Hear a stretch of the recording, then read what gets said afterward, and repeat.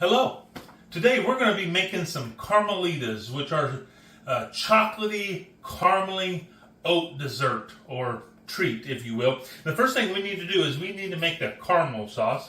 So we're going to take, this is a half a cup of heavy cream. I don't know if you can hear that, but our pan is sizzling. I have the pan heated up already, and then I have an 11-ounce package of caramels, or caramels. I don't know how you pronounce it. I know that is a big debate among culinary circles. Is it caramel or caramel? So let me know down in the description. See, I'm already dropping some out of the pan here. See if we can get these gathered up and back in here. They are starting to melt already. We want to keep these stirring so that we don't burn anything. But I am using a kind of a shallow pan here today, so I want to make sure that I don't spill a lot of it out. I'm already making a mess here, but that's all right. Don't be afraid to make a little mess when you're cooking. You can always clean it up later. Hey, let me know down in the description, do you pronounce caramel or caramel? Do you pronounce it with one A or two? And you would think that would be a regional thing, but I know people in the same family who have grown up in exactly the same place, lived there pretty much their whole life, and people in that family pronounce it differently. I kind of just do it either or both ways, depending on how I feel or what the purpose of it is. I suppose if it's a sauce, I normally would say caramel sauce. But if it's a candy, like the little cubes of candy, I probably would typically call them a caramel. Let me know down in the description though how you refer to them as we go ahead and heat this up. It is starting to melt up really nice, but we want it to be really nice and smooth. We want to get rid of all the chunks here. And when you're doing this, don't be afraid to use a good amount of heat. As long as you keep it stirred, it's going to be okay. Put it on medium high.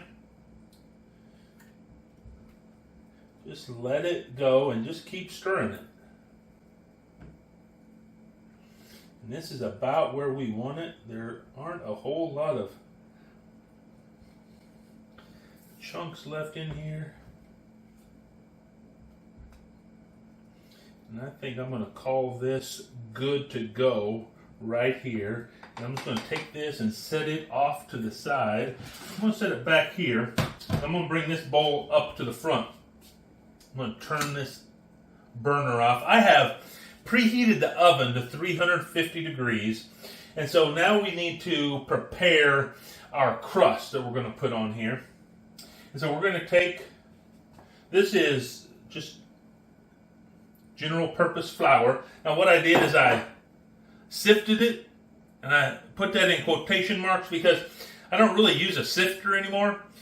I'll just put the flour in a bowl and I'll just whisk it up really well. It pretty much does the same thing as the sifting does. And if you've never tried it, you should put some flour in a bowl sometime and just kind of feel it, and then take it and whisk it really well, and then feel it again, and you will notice the difference. Now, the recipe that I'm using, which I'm going to put down in the description, did not specify that this flour should be whisked, but I typically am going to do that anytime I'm using flour. I'm going to, quote, sift it. So what I've put in there is I've put in some flour, I've put in some oats, and it says in the description, down in the notes, in the recipe, that you can use instant oats, but you're going to lose some of the texture that you would normally have. And I think you really want that texture, so I'm using old-fashioned rolled oats. And so then I have the oats, I have some brown sugar, I have some baking soda, and now in the microwave right up here, I have a stick and a half or 3/4 of a cup of butter. melted butter I put in here. And now I'm just going to mix this all up really well.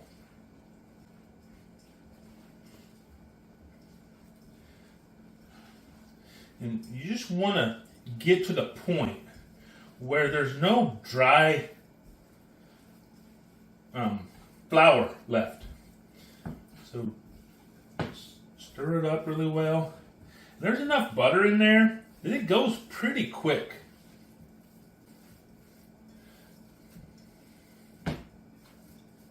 See, it is already mixed up. I can't see any more dry stuff in here at all. And so what I'm going to do is I have this 8x8 pan here. I'm going to take about half of this oat mixture. I'm going to put in here.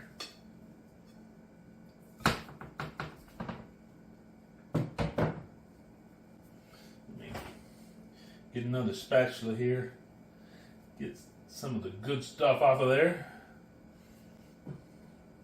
I'm just going to press it down in here. We're just making a nice foundational crust for our sweet treat. And really the point here is just get it to where you don't see any holes. And if you want to, there's nothing wrong with using your fingers either. Want a little bit more control? Just use your fingers. And you can then have a little bit better control and a better feel of how thick it is, because we really want it to be the same thickness throughout.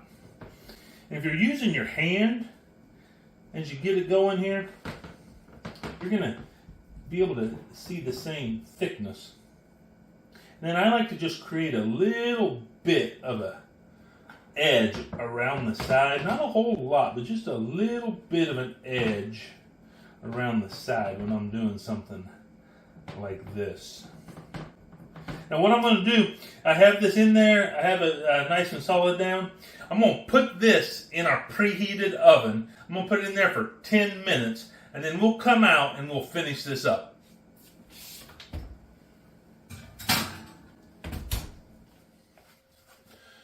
Okay, it has been 10 minutes. We're going to take this out of the oven. So we have a nice little crust here. Now what we're going to do is we have a cup of semi-sweet chocolate chips we're going to pour in here. You probably can't hear that, but man, these chocolate chips going in there and it is sizzling. They're already starting to melt. We're going to take this caramel sauce we made earlier. We're going to put this in here. Let's try to get it distributed really well.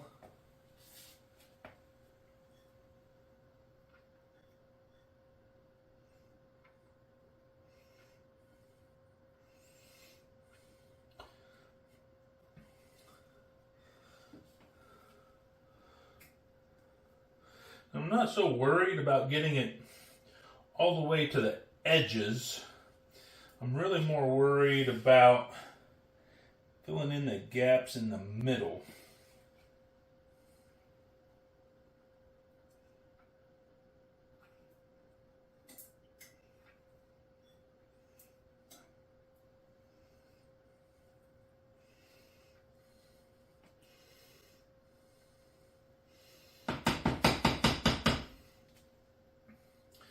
Just kind of give it a little smoothing over here.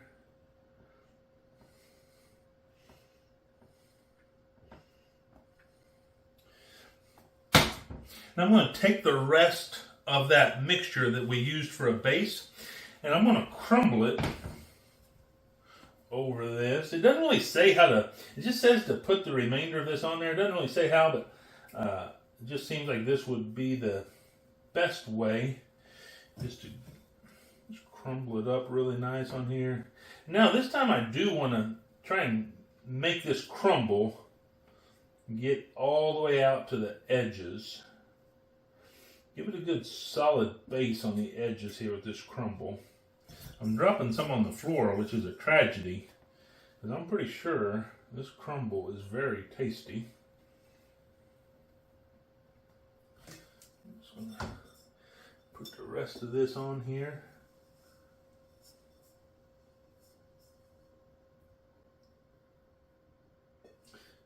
Once again, just trying to find the holes where it looks like there's gaps in what we're doing and put it on there.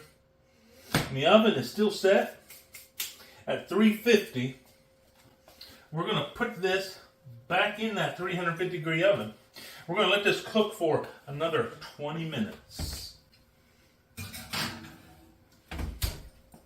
And I'll see you when this is done cooking. Okay, so we've been right at about 20 minutes on here. So I'm going to go ahead and take this out and let it cool off.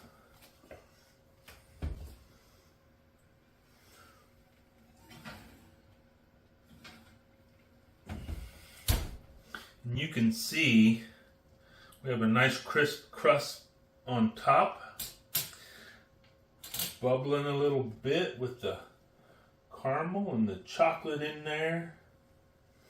I always like to put mine on a wire rack to let it cool off, kind of get some airflow underneath it. We're going to let this cool off for quite a while till it's really completely cooled or just barely warm.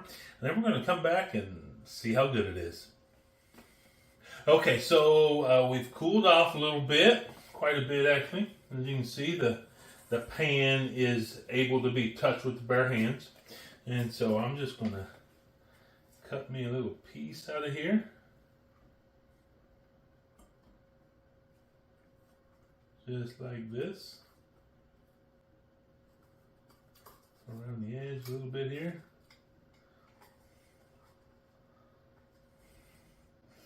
Let me grab a plate. And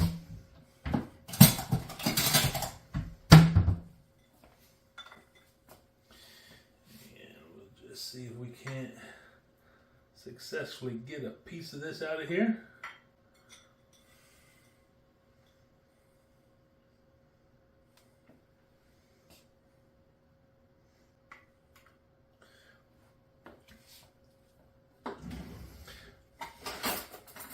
So I think it will set up when it is completely cooled, but I couldn't wait any longer. I'm sitting there smelling this. So let's take a bite and see what we think.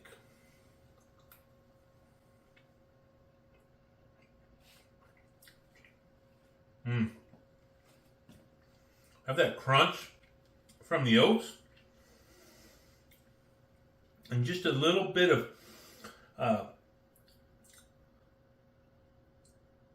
the bitterness from the semi-sweet chocolate really cuts the caramel really nicely. And the texture is really nice. Let me take another bite. Just make sure.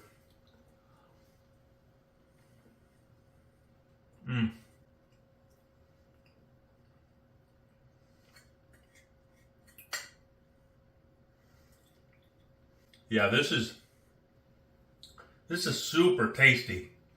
And let me tell you, warm like this, if you were to put a daub of vanilla ice cream on here, oh, that would be delicious. Now, normally, like for my birthday, I try to get my wife to make some apple crisp, but I don't know. This might be my new go-to. Here's the thing. I tried it, and you should too.